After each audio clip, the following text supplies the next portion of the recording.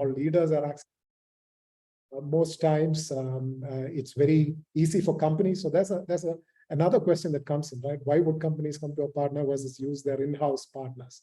What's the differentiator there that can be provided? So there are that technology as such, AI is coming into that play big time. So there are multiple AI solutions. But again, in between all of these digitalizations and the technology disruptions, if I could call it that way, how are the players in this ecosystem truly going to add value to organizations and to the stakeholders, which are the candidates involved, the leaders in play, and probably also the experts in these areas, right? And the technology players. So the multiple players that come into one view. And I'll just take a step back and say, the external environment, the macroeconomic environments keep changing. So what we might have thought last year may not be the same this year. What we had thought a quarter back may change. So the context for the organizations that hire is also very important. So people who can maneuver both as candidates and as partners and agencies, trying to understand the context of where organizations stand and where the environment stand, will end up having that leap head or heads up in this whole game of trying to be extremely successful. I will stop there and hand over back to you, Melinda. Thank you, Mr. Todo. That was insightful.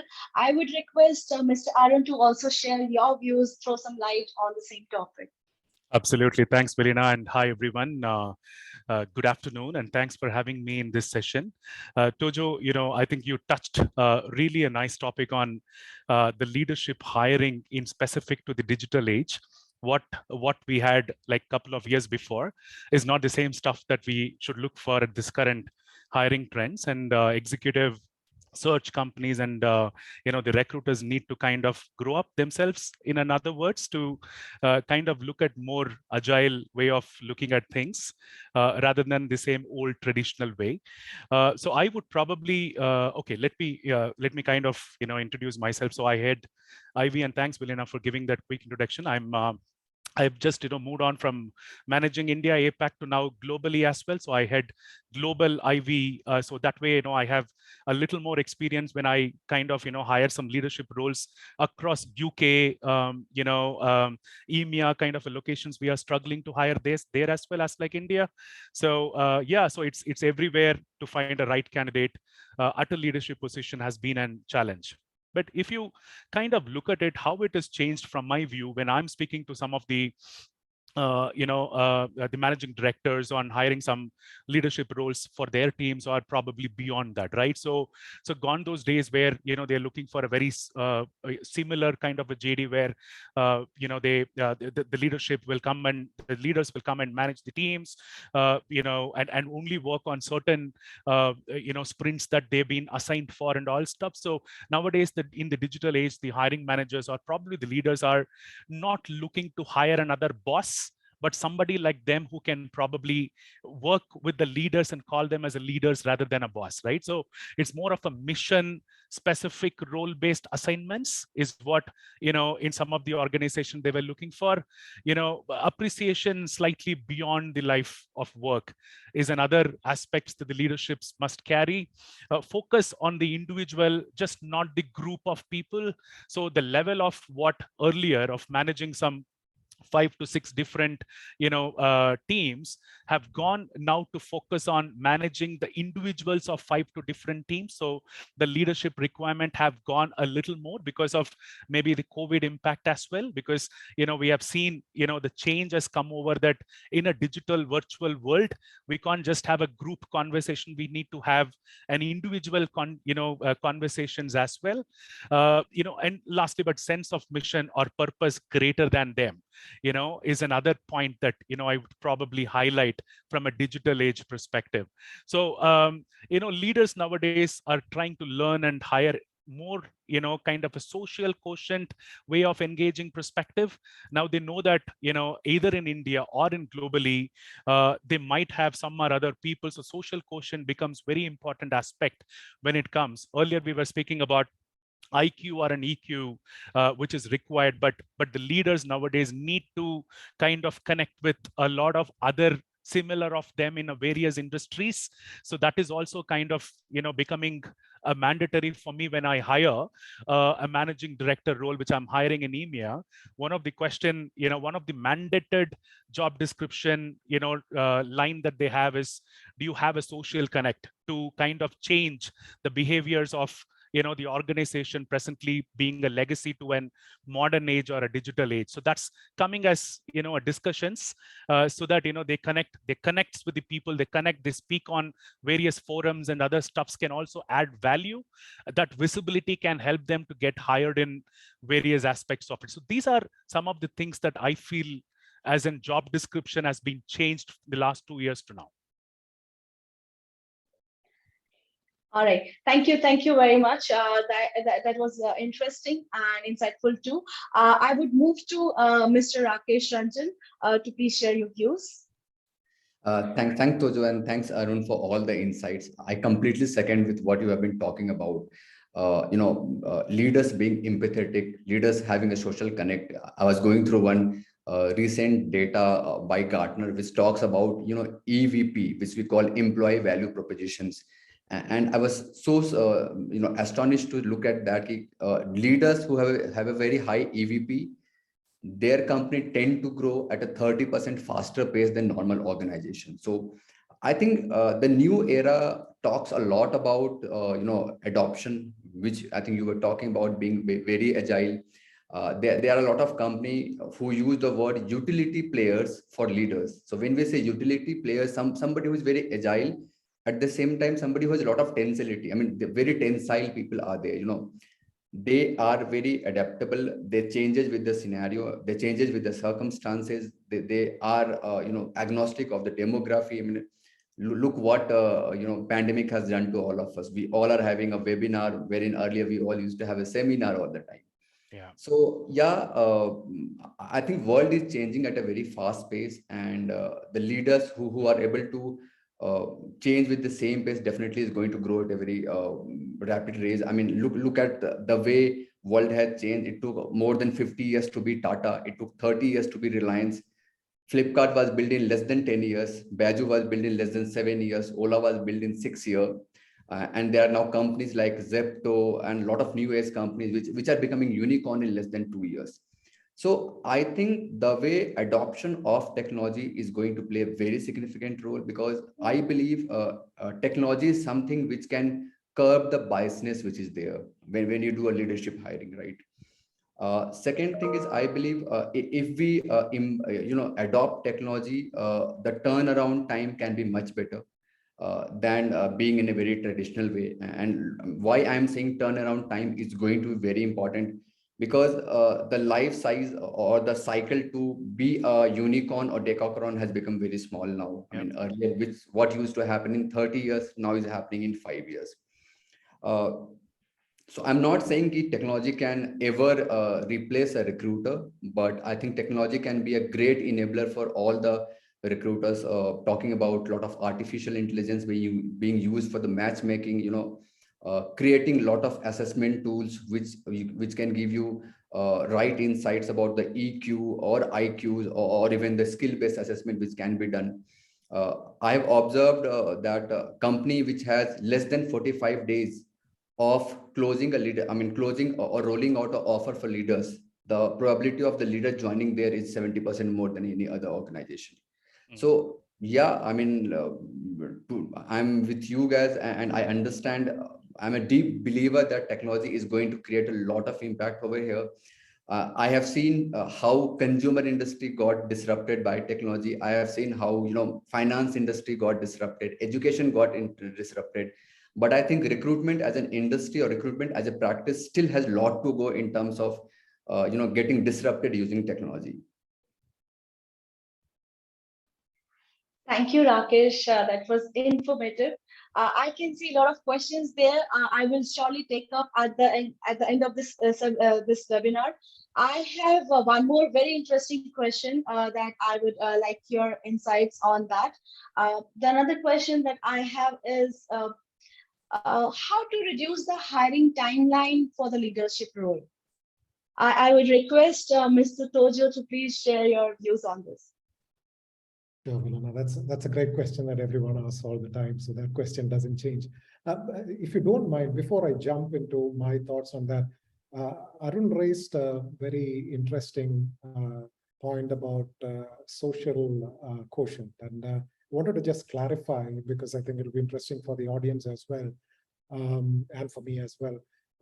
When you define social quotient, I've heard the term social intelligence, but you didn't use social intelligence like emotional intelligence. So is there like a social media skill involved, or, like where you said influence, and if that is the case, what part of it, or how much of that has to do with that in today's world, the social media quotient? Absolutely, Tojo. That's good. That's a great question and great clarification to some of us, right? So, so what happens is the social quotient means generally the leaders connect with the other leaders, right, in the industry to know what's happening. So what happened, like 10 years before is you become a CEO of the organization and you become silo over there to run your own organization's success.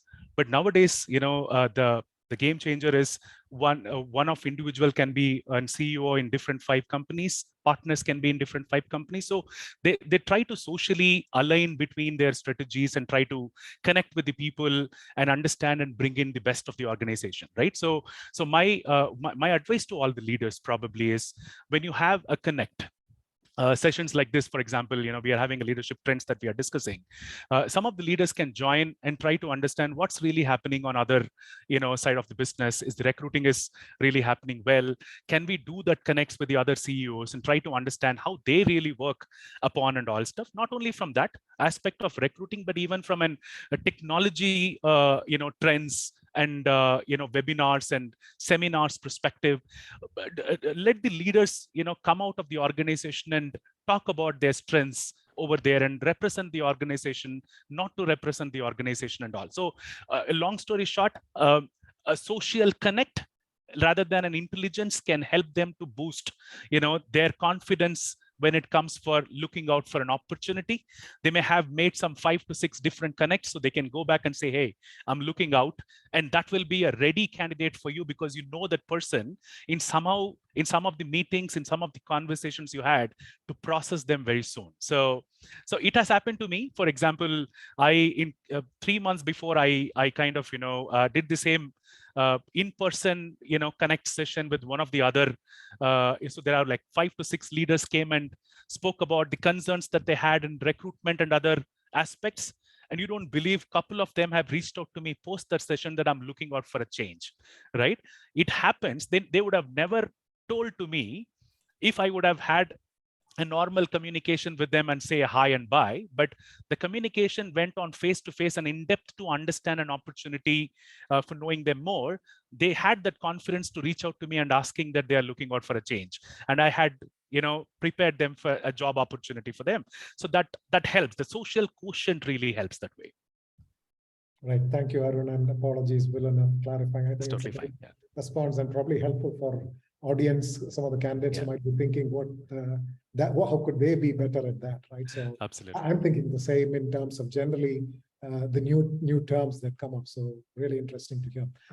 So coming back to your question, Villain, in terms of the speed, I think part of it came out of Arun's input. I think the idea, in my view, as I shared earlier, technology is a great equalizer nowadays, right? Anybody can quickly reach out to candidates, turn around candidates, assuming they are interested. So now there are tidbits on where does the potential partner become really critical, right? If you really have to add value.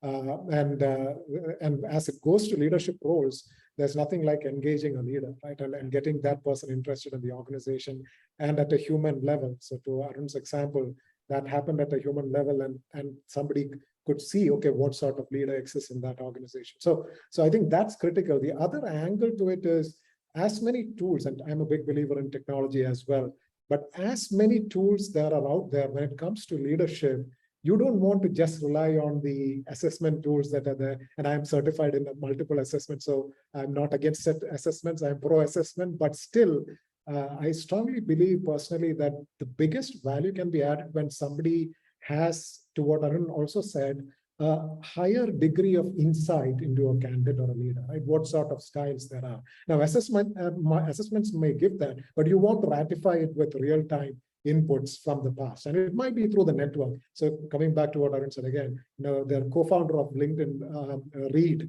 always speaks about the power of networking, right? And that connects very well to the social quotient. In fact, many things that we mentioned about, actually Arun mentioned about, connects to the power of networking, right? And that's something that many leaders tend to forget as you get very busy within your own organizations and lose sight of it. So even, I advise, a lot of potential leaders who are looking out come in, and I say, hey, be visible. How can you be visible to the larger world? Only by networking and interacting, and that's a win-win, because it's a win for your organization. I represent Armorblocks here, and at least 100 people would ask, what is Armorblocks, right? What does Armorblocks do? And for those who don't know, we are a cybersecurity email, AI-based email organization, right? So that's a benefit for everyone. Nobody stands to lose in that sort of environment. So two is, there are two things: using technology, AI, all of the tools at your disposal, but not ignoring the long-term aspect, right? Having an in-depth connect to candidates beforehand, not when just a role comes up, I think can effectively lengthen, and it's shorten. And it's not just about shortening. It's also about, while you shorten, can you convince a candidate to be engaged, right? So, and without naming names, a few years back, a headhunter reached out to me and said, here's this organization, would you be ready?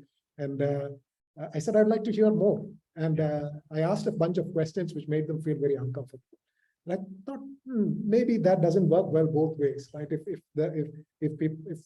somebody can't answer questions and feels visibly uncomfortable with questions, so we decided to go our own ways. But the success of that is also related to the timeline, right? So I wondered, if that approach were continued, how many strong candidates would they be able to engage with? But anyways, I'll stop there, and back to you, Vinita.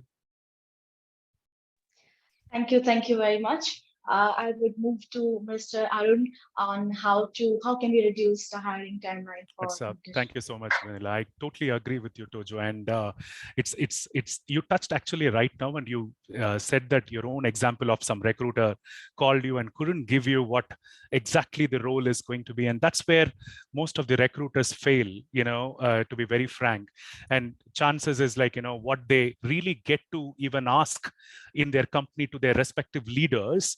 If leaders aren't able to fill in, a lot of right job description, more than of job description, what the role is going to be, the recruiters are kind of failing off in, taking that up with the right candidate. So I've been in between both, because I'm hiring my own, leadership team. I'm hiring a head of TA, for my own. So I have to give a right JD for my executive recruiter to work upon, not just a JD, but an entire role description. Probably I've started giving a 30, 60, 90 days plan as well, right? So I would suggest the recruiters understand why they are hiring, what's the need of hiring, and why we have to hire now, right now, today, right? So if recruiters are able to understand the basics of these, and then ask for the right questions with to the leadership within the organization, whoever has been the hiring manager, if I were to hire you, for example, what are those questions you will generally ask to the interviewer or to the recruiter? So do that cross interview with your own hiring manager, take those answers and questions and do put across to the external candidate and see how it works. So for example, when I was doing a few years before, I was also a leadership recruiter hiring for managing directors and all. I was also faced a very similar situation, Tojo, that you had. I had a very embarrassing moment that one of the leader, I couldn't explain at my first connect, but I said, I'm extremely sorry, that I wasn't prepared for these questions, but I went back. I have taken all the answers, gone back politely and said that, this is what it is. Is there anything that I could do? Then they went on the conversation, and then we could able to hire. So one or odd first time if we don't win, because we don't just get into as a recruiter, executive recruiter, not that executive recruiter should know all that happening within the organization, but at the same time try to understand as much as possible, so that can help. Another one of it is the technology can help, but I feel really from a senior leadership perspective and human interface and in touch can help a little more. Meeting them outside for a coffee, or probably putting across your face and say that what you are. Can we meet some of the hiring managers for an exploratory conversation rather than dumping one of the external candidate as an interview process? We have to have that ice breaking session before you start the interview process, right? Everybody is best in their work, but if they want to get hired to your own organization, they have to know much more than what the organization they know is, the culture, is the people, is the leaders, how they really work upon. So I think those exploratory conversations can really help. That way I have been successful on that, while before even taking the interview. And even in the interview process, a straight feedback, either it is positive or it's negative, or it's a mix of it. The right feedback post the interview and the timeline to get that feedback is very essential for any senior candidates, right? So if the recruiters can take the 3 quadrant and work upon, I think we can hire a successful senior level candidate, is my view. Thank you, Mr. Arun. I'll move to Mr. Rakesh. Yeah, thanks, Arun. Thanks, Tojo, for all the insights. So I completely agree, but I believe if you have to reduce the timeline to hire, you have to invest time whom you want to hire. And when I say invest time, like Arun was talking about, detailed JD, I think, rather than going and looking for people who are exploring, let's look for people who are interested. And there is a very thin line of difference between, going and talking, hey, look, are you exploring for an opportunity? And saying, hey, I have an opportunity which I'm sure you will be interested in. And that can only happen when you have a lot of conversation, like Arun was talking and Tojo was talking, with the hiring managers who is planning to hire that person. So that's one thing wherein we really need to invest good amount of time to identify what the job description is and whom we want to hire. Second thing, I'm a firm believer, if you're planning to hire a leader, the organization which has a strong internal succession pipeline, that always helps in hiring good, leaders for yourself. Although I understand a lot of time, we want to bring a leader from outside, new blood, new energy, definitely create a lot of, great values in the company. But, if companies have a strong internal succession pipeline, they are continuously trying to train people to be their next leader. I think that also is a good way of reducing the timeline to hire good people. Third and most important thing, which I as a recruiter, when I go and ask for my clients, hey, what do you want to hire, is I try to take the competency. I always build a competency framework, which I try to divide into different domain, like what kind of cognitive framework competency you're looking for, what is the personality and behavior, what domain knowledge you are looking for, and what technical skills you are looking for. And if the answers are very clear on the competency framework, which any organization is looking for, I've observed their leadership hiring has been more streamlined, and they were able to hire people in a shorter span of time. So yeah, that's from my end. So basically, internal succession pipeline, investing good amount of time on whom you want to hire, and creating a strong competency framework will definitely help in reducing the timeline. Excellent. Thank you, Rakesh. If I may just, kind of add a few, and I saw one of the question from Aarti as well, of is it our assessment tool is really going to help for executive search accurately measure the attributes? A great question. Thanks, Aarti, for putting across. I would say it's an enabler, right? It may not measure 100% of accuracy for the attributes that the leader bring, but it can be a good enabler for understanding probably how the leader thinks before he acts or she acts, right? As being a leader, the person should be a strong decision maker, right? And a people leader. So these assessments can kind of help to enable the understanding whether you are going in a right direction with the right person in your interview process. So thanks. Just I want to add that. Tojo, love to hear out from you as well.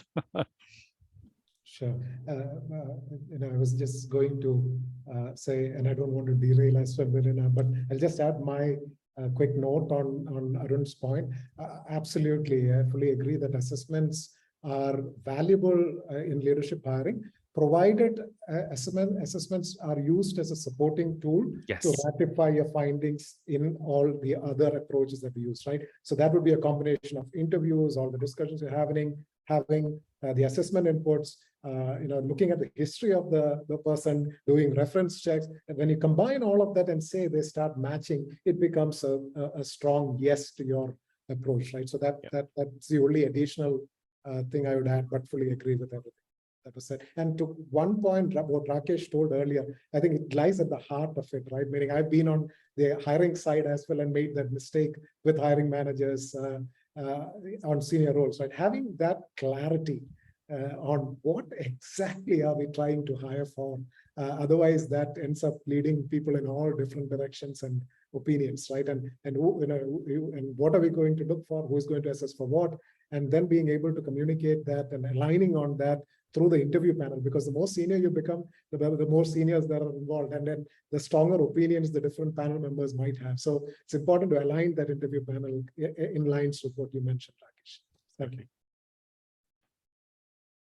Thank you. Thank you very much for taking a question from the audiences. We have one last question from our end, then we'll move to audience questions. This is a general question based on today's topic. It is, do you think that India is an attractive place for expatriates? So I would request Mr. Toja to go ahead. Yeah, that's a great question always, right? Which locations are attractive locations for expatriate? In fact, there was the most livable cities survey just came out yesterday. It was on the press, and there was no city from India. I don't think even in the top 20. So let me say, we'll go with the data. Right? If you look at any studies that are out there, right, or any sort of general surveys, the HSBC does a survey, then there's a global index on expensive cities. The livable cities is different. I think Vienna came number one. The point there is, I would say, and I have firsthand evidence, right? Because I've lived outside, I've talked to a lot of people. So I sort of got a sense on are people eager to come. So traditionally, any expat assignments for companies are extremely expensive. So there's got to be planned very well whenever they decide to do it. The key point there is, see, the key fact. So I would take a step back from that question and say, if you're an expat, what are you looking for? Right? And I've gone the other way, so I can share a little bit of my own personal experience. Meaning, one of the key things you want to look for is a stable environment, right? So you're looking for great infrastructure, predictability in services. You want connectivity very well so that you don't have to worry about all of that. You want a good support system, which means that you have a good network of other expats or people you can interact with. So I think those are probably, if I were to rate it realistically and not, beat on my chest, I think India needs improvement in those elements compared to most of more developed cities. And that's just a reality check. Now, the strength for India, a lot of people are curious about India when it comes to the cultural aspect. Right? We have a lot of discussions about our culture being the soft power globally. And so that, you see yoga and Bollywood everywhere in the world, right? So I saw more yoga mats in Helsinki than in certain cities in India. So that was like quite interesting to see. So I think net expats look for that predictability in addition to all the normal support that you want to give an expat or they want to have. And in terms of that infrastructure support, I think is that I've seen mobility. These are like among the top things generally that they look for. Now, India is another interesting dynamic. I would just add a little bit of that to this equation is, traditionally it's not been there. Nowadays, India also has a good pool of talent who have lived outside and have come back. But at times I've wondered, do companies not truly appreciate that? Because from my personal conversations with some of them, they have struggled to actually integrate back to India after having spent many years outside. So I wondered whether companies have a little bit of a block in bringing back candidates who have lived outside, worked outside, which should be a strength, right? But sometimes a few of the candidates that I've spoken to, they felt that they almost felt it was, they were not seen like that. So I think there's some food for thought there. On that note, I'll give it back to you, Will. Thank you. Thank you for answering. I like to hear from Mr. Arun. Yeah, so I mean, thanks Tojo again, but I have slightly different experience when hiring expats. Maybe that can be an eye opener as well. So I work with my previous company UBS, right? So it's an investment bank, and when the organization opened in India, I would say reopened in Pune after they sold out their operations in Hyderabad in year 2008 to Cognizant. They came back in 2015 again to India, and 16 they started hiring. First thing they thought is they need to bring in some expats, because the people who have been in the organization for long, they will understand the culture, they will understand what they are probably planning to hire. So we offered and hired somebody who is an expat, apparently an Indian, but born and brought up in UK, and his name is Uday Udedra.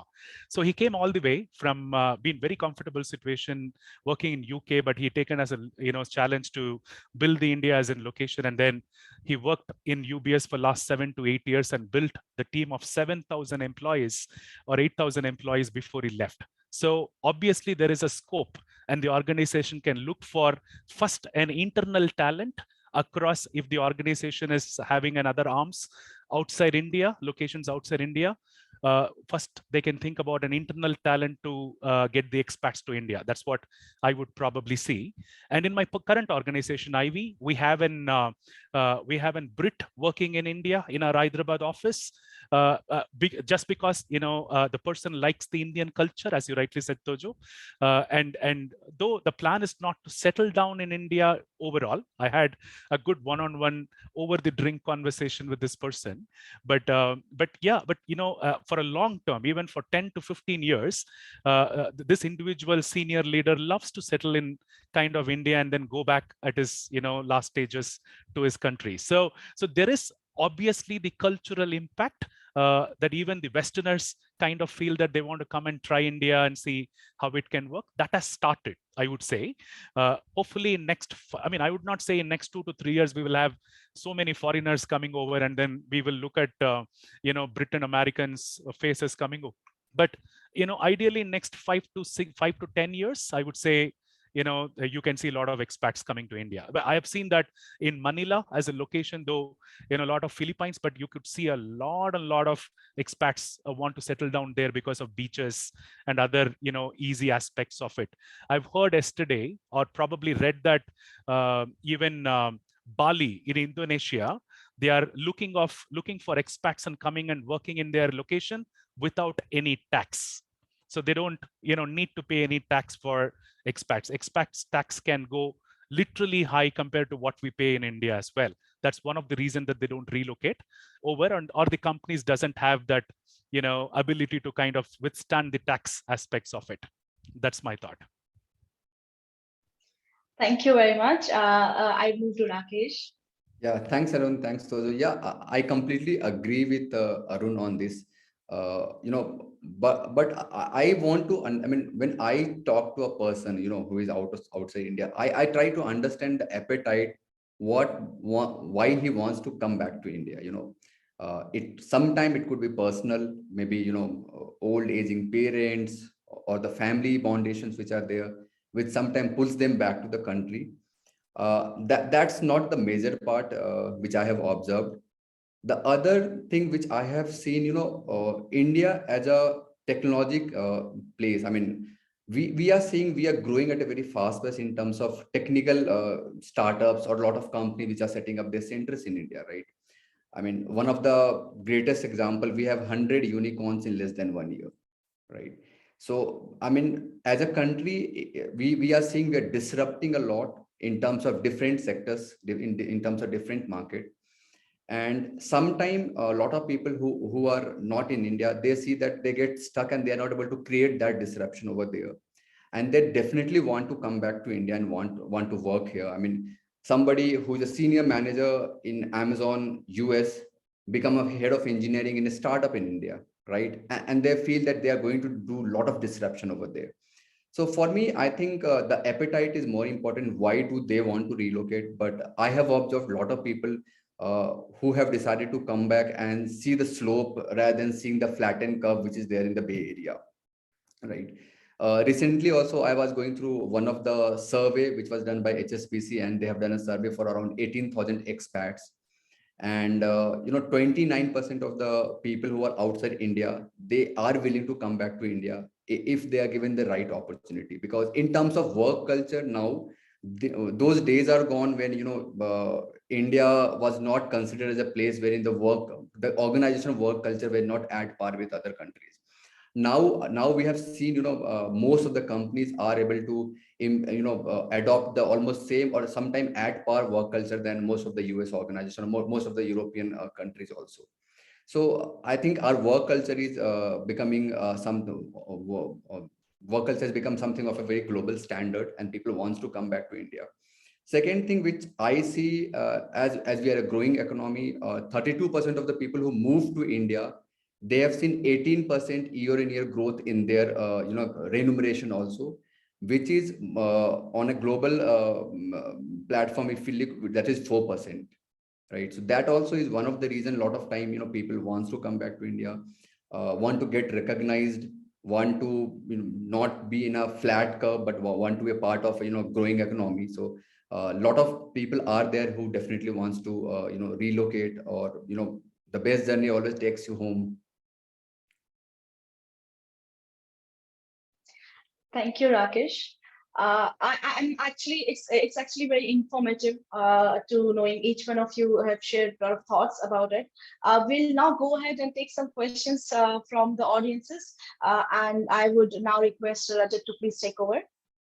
Yeah, sure. Thank you, Velinam. And it looks like we have few questions for our panelists. The first question comes from Divya Taneja, and she wants to understand the attributes that were required 10 years back to be a good leader, and attributes required now in present time as per the changing trends have completely changed. Do you agree? And if in case you guys agree, then what are the attributes required to make the millennials the next proficient leaders? I request Mr. Arun to put some light on that.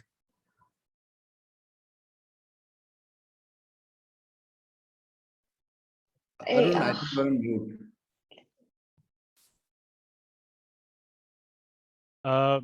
Probably I would request Tojo to take this kind of question. This is pretty similar to what your leadership traits are going to be as well. Tojo, please, if you could. I'll add your points. Sure, Arun, I'll get it going first. So I would say, in my opinion, the leadership traits have not changed, meaning the fundamental leadership traits are still fundamental leadership traits. We need them, right? That has not radically changed. So if you'd ask what they are, there are different models you can quote. One of my favorite models is the Dr. Dave Ulrich's The Leadership Code book, and the reason why I like it is because, and I've followed tons of leadership models over the years, a lot of the leadership models focus on behavioral traits, and that's fine. I'm not saying that's not needed. It's very important. But in addition to the leadership traits, what the Leadership Code would bring it's a good book to read for those who haven't read, is the focus on business outcomes, right? So at the end of the day, if you don't have a great understanding of strategy, how you execute projects, get stuff done from a business context, then you're not going to be an effective leader. You can have all the nice skills that you have, your social intelligence, emotional intelligence, but if you miss on the business competencies, you are out, right? Be it nowadays, be it any function for that matter, right? Not just if you're a business leader, but even all the corporate functions themselves require that competency to be effective leaders. So that doesn't change, right? So being able to have that external environment grasp, being able to have a great strategic perspective, and being able to build a strategy and then finding a way to execute that within the organization. That doesn't change. That has been there before, that will continue to be. Now, what has increased in my, and then in addition to that, emotional intelligence is not a new thing, right? Meaning, I think Dan Goleman's book came, and it did not come from him, but his book of that with the name Emotional Intelligence, I think came in probably the 80s or the 90s. It's been around a long time, and the emotional intelligence assessments and all of that.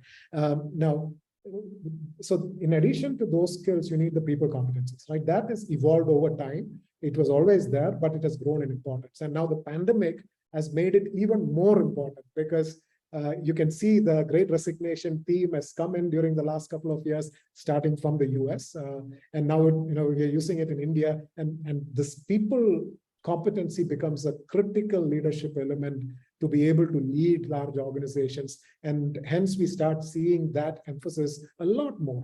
Where you don't see it tends to be more founder-led organizations where you sort of live with that. But if you're going to hire someone from outside, you really try to emphasize that. Now, in addition to those, so I'm just putting in 3 big bubbles, and of course, then a lot of you would have seen the 4th bubble that I see. This is also influenced by the leadership code, is managing yourself, right? And it comes under emotional competencies as well. So with all these things that are going outside in this world, chaotic, how does one manage oneself? How does, I think it was, I noticed on LinkedIn today, I think it was a Bharat Pay co-founder who put a post saying, when the whole world is moving outside, how do you find peace or calm with your inner self? And that's very relevant, right? A lot of leaders, coming back to what Arun said earlier, can be a lonely place to be a leader. So in terms of the challenges that the leaders face. So how do you ensure that you can find that effective managing oneself ability during all the difficult changes that are happening? And you have to then also lead others without feeling taken over by all the challenges that are out there. And the new age competencies, coming back to Divya's question, that I would say what's dramatically changed is the digital competencies, right? Earlier, you could get away by saying, a leader is not very strong in that area, so we could live with it because the other competencies are strong. Nowadays, that's radically or dramatically changed, right? It's not an option anymore to hire a leader who's not digitally savvy. Maybe there are very few sectors where it can still happen, but even those sectors are changing, right? When I was in San Jose, we did a survey on digitalization, right? And almost every sector, even the manufacturing sector, has to go through that, because there's no sector left behind on that curve, or there's no option. So I think that would be, in my view, that's something that's become really important. The digital social, meaning on the digital arenas, right? Being visible, being able to communicate effectively. I think all of those would be, in my view, the new skill. And to Divya's point, one thing I'd add is cross-generational management, right? So we had a lot of senior leaders in India who had that'd be being too tough on that, who had no strong skill on leading cross-generationally, right?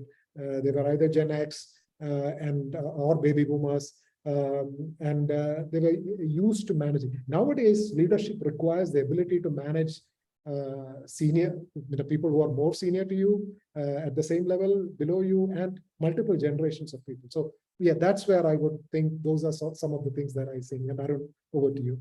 Thank you, Tojo. I think, a month before, I was attending a very similar leadership meeting, and one of the very reputed leader in the industry have used that model, if I remember correctly, is holacracy model. So he said to me, which stuck in my mind, and from then, is no one is the boss, but all are leaders. That's what he said. So what is generally holacracy model that he wants to kind of put across is, there is the decision making or the innovation that is generally getting done is through the teams and govern and lead themselves. It's not that there is a boss who is going to kind of, tell you what you have to do. Rather, everybody is treated as a leader. There is no the classical hierarchical structure that should be there, that somebody has to guide you and coach you, but you all come up with an idea and then try and solve that as a problem, is what the digital age model of holacracy model is something that's stuck in my mind. And you also touched base on the same, of the new age, gone those days that the traditional way of management and leadership versus now have a lot of difference, Tojo. I totally agree with you. Thanks for putting across. Rakesh, would you like to mention something? I think what Tojo and Arun was saying I'm in line with that. I'll just add one thing. Leaders need to be very inclusive. When I say inclusive, not only about what functions they are managing, but there are a lot of other functions which maybe not comes under their purview, but they understand and are very empathetic to those functions also. Because an organization, if he's the pivot, there are a lot of spokes in and around, right? So being inclusive and understanding, adopting, being very communicative, like I was talking about, EVP, which is employee value proposition. Leaders really need to have that all the time. Right, rightly said. And I also totally agree with Mr. Arun and Tojo. Nowadays, we guys see a lot of memes coming over LinkedIn or Facebook, differences between a boss and a leader, that how kind of like boss treats an employee and how a leader treats an employee like a peer or colleague. And it's really very motivating and very heart touching, and gives an inner self motivation to all these subordinates, and gives a new kind of like image to a leader, that how a leader should look like. Totally agree with you. We have another question. We have a question from Paryapta, and she actually wants to understand that why is there a lack of systematic leader succession program in most of the organizations? So what I see is that she wants to understand that with a succession plan in the organization can successfully retain the internal company knowledge, and it also provides a way to cut the cost of recruitments and enabling organizations to manage recruitment in-house. But still they opt for recruitment of leadership from outsourcing either to a search partner or appointing an inner talent team to appoint an outsider to be a leader. Why is it so that the succession planning is kind of like lacking nowadays? I'll start with Mr. Arun. Yeah, I can probably put my thoughts there. I don't think so. The succession planning is lacking in any of the organization. That's the key enabler for any organization to even retain talent at all the levels, leave the leadership levels. That's all levels. Every organization, if at all any organization is not getting into a succession planning, I think if that organization need to exist or not, right? So that's my thought. So no, it's not that organization don't look at the internal talent to provide the succession planning to make him or her a better leader, because the first option or the first thought that any organization leader will look for the internal talent, right? But obviously for the readiness of the role, and there is a gap of the skill set which is required for a leader, may take some time, to acquire within the existing, or probably I'll put this as somebody who is aspiring as a leader, in the organization. So there might be some gap that the leadership team would have figured out. So for filling that gap, they would probably hire somebody and see how it works till the existing employee can come up and show themselves as a leader or herself as a leader or himself as a leader. So the gap timeline can take even 2 years, 3 years, or even more. So an organization cannot be run that organization without a leader at that point in time. That's one of the reasons that they plan to hire externally. So there is nothing against it, but at the same time, succession planning will happen with those existing leaders. If they are not able to cope up to a leadership level, then obviously their paths can go into a different area. That's my initial thought. Mr. Tojo. Yeah, I'd agree with Arun that most good organizations out there have some form of leadership succession program or planning, which may not be visible to the larger organization. Right? Many times, succession plans are sort of a little bit held closer to senior HR leaders or for whatever reason. But so it could be a communication thing that Paryapta, you feel that it's not there. The other angle could be that the newer organizations that are out there may not have reached that. So organizations are growing fast. They have that time to structure the whole talent management approach. And as a result, it may not be there for many organizations. But generally well-established organizations have very strong succession programs, and maybe you're in the context of your organization or what you are seeing, it's very probable that it's not there. And that's some food for thought, right? I remember talking to an HR leader recently who said, I don't see many of the JDs for startups asking for anything beyond 10 or 15 years of experience. So it almost looks like they're looking for young talent and not more experienced talent. And I thought, that's an interesting point. Maybe organizations need to think seriously about that, right? Because how are you going to get solid structures if you don't have at least a couple of senior level professionals in your organization working with you to establish some more maturity? Sorry, Arun, you were going to say something. No, I mean, I was not stopping you, but that was a great point that you made, of leaders coming out, and you would probably see Twitter CEO is not, that experience, but become a CEO in just 15, 16 years. I think, there is a great change. I would say it's an acceptable change for, I remember the recruiters 3-4 years before, my own recruiters will look at, okay, fine, if they need to hire a manager, they need to hire with 6 years, 7 years experience. If they need to hire a leader or a senior manager, they need to hire 10 years. Gone those days. So we, the hiring managers in business have evolved and say that, if you have any 3-4 years experience, we can look at them at a senior manager level with the right mindset, right? So we have hired, not that all we have hired, but we have hired right candidates accordingly. So the leader's experience doesn't matter is what you're kind of putting across, and I totally accept that. Rakesh, would you like to put some in? Definitely. So I think succession planning, when we talk about, I think when I was talking about timeline to hire, there also I mentioned about it, like Tojo and Arun was talking about. I think there are two factors. One, what is the age of the organization? Nowadays, like I have been talking about, Flipkart become Flipkart in 10 years. So we talking about great leaders coming out from Flipkart for succession and becoming their CEO. The chances could be a little less. There are companies which are becoming 5,000 people company less than 2 years, right? So first thing is the age of the company. Definitely, like Arun was saying, you need to invest time. That skill cannot come in 6 months or 1 year time, right? You really need to invest a lot of time over there. Second is the size of the organization. If we talk about an organization which is less than 500 people team, I think identifying great leaders, sometime you may find a gem, definitely, but sometime identifying a great leader from there are always a challenge. But I think most of the organizations, like Tojo and Anu was saying, are striving and trying really hard to have a good succession planning program inside the organization. Some of them may find the right talent because of the size or the stage in which that organization is. Some may have to identify the leader from outside. Right. Considering the shortage of time, we will have to take only few questions. We have a question from Shravani Tripathi, and she wants to understand, in the era of competitive market, what are the best practices which company should follow to attract the best leaders?